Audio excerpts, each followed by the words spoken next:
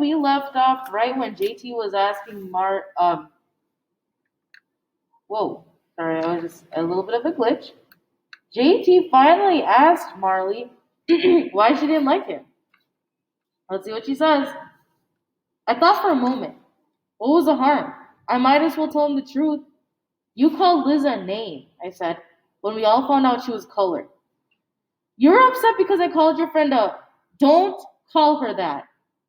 Marley, you're a square tonight, defending your colored friends. Why shouldn't I defend my friends? Negroes are not your friends, said JT. They are trying to destroy our schools. And who told you that? Red and my father. They said Liz never did a thing to you. You liked her. Probably would have been trying to get her to do your English homework for you if she were still here. JT laughed. Yeah, that sounds like me. We skated for a moment without talking, the polka music oomping along. Finally, JT shrugged. Maybe you're right. I didn't much care last year when those 9 students first started at Central. But then my father said it wasn't right. Red skipped school to make signs in protest. And Liz did lie to us. I don't like dishonesty. I snorted. Don't seem to have a problem with it when it comes to math homework. Ooh, burn. Yeah? Well, I got no problem with Negroes, long as they stay in their place. Which is driving your car and shining your shoes and cleaning your house. Liz is about 10 times smarter than you. Why should she clean your house? Marley, you can't say stuff like that. People will call you a communist. I don't care. Well, I do. And my brother wouldn't say those things if they weren't really true. Really? I snapped. Red's a great scholar, is he? Shut up. We skated in silence again. The organist switched over to a waltz and the lights dimmed, but JT gripped my arm and we kept skating. Little Jimmy was watching us from the side of the ring. I waved at him, but he just scowled and looked away. I suddenly remembered Judy. Judy had said waltzes were for couples. Did little Jimmy think, are you still friends with her? JT asked. I said nothing. Red says you are, but I didn't think you'd. I nodded. But JT sputtered. A Negro? I supplied. A colored girl and a white girl can't be friends, said JT.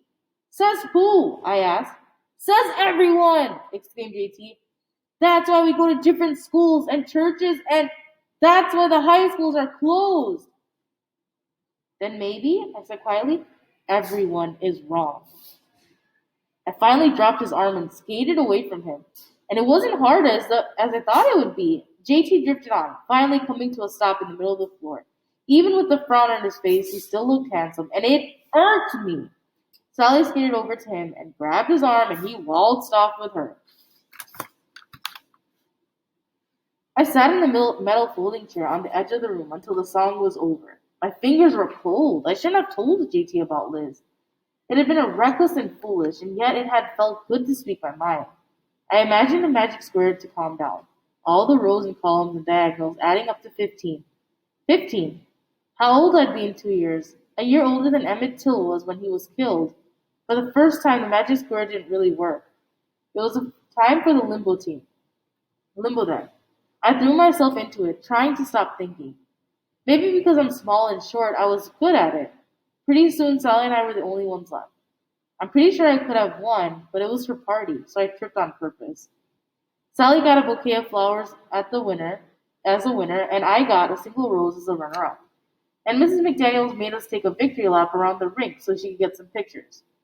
You know, said Sally as we were skating, clutching our flowers, I didn't throw away my hairbrush. What? I didn't know what she was talking about. The one I loaned Liz? The one I loaned Liz? I know I said I did, but it's a nice brush. I washed it in the sink, but then I thought, if I hadn't got lice yet, has she overheard JT and me talking? Was she saying she was wrong? I just wanted you to know. I hadn't thrown it away, said Sally. But you said, what you say with your friends is one thing, she said. How you really feel is another. Not with Liz, I thought. With her, I say how I really feel. For the first time, I felt a little sorry for Sally. that she didn't have a friend with whom she could do the same. Come on, said Nora, skating up to us. Let's go have cake. The organ lady played Happy Birthday and we all sang and Sally blew out the candles while I was eating the sweet cake. While I was eating the sweet cake, I noticed a quote on the walls again.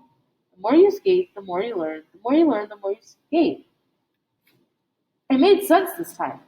It was about practice. The more I talked, the better I got at it. The better I got at it, the more I wanted to do it. Been wanting to feel natural for me to talk to my mother, waiting for just the right moment, but maybe that was the wrong approach.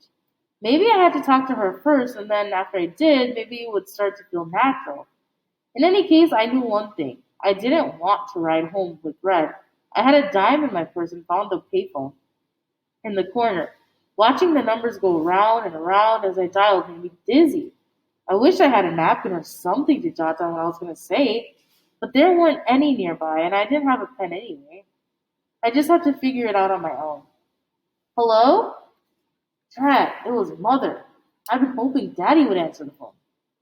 Hi, I said. It's me. Marley? Can you come pick me up? Why? Said Mother. I thought the Daltons were bringing you home. It's not even 8:30. I don't feel well. Womanly troubles? Asked Mother. That was her way of asking if I had cramps. Something like that, I said. I don't want to say anything to JT and oh, of course not, agreed Mother. I'll be right there.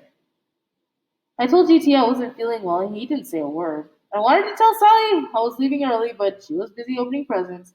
I put my street shoes back on and went to wait by the door. Little Jimmy walked up to me. Why did you come with JT? He asked. I shook my head. It's too complicated to explain. Oh, he said, shifting from one skate to another, like he wasn't really comfortable on them. Well, I wanted to give you this. He handed me a piece of folded paper. I unfolded the paper. It was a page from his journal, dated February 28, 1959. I'm planning to ask Molly to go with me to Sally's skating party when she comes back to school.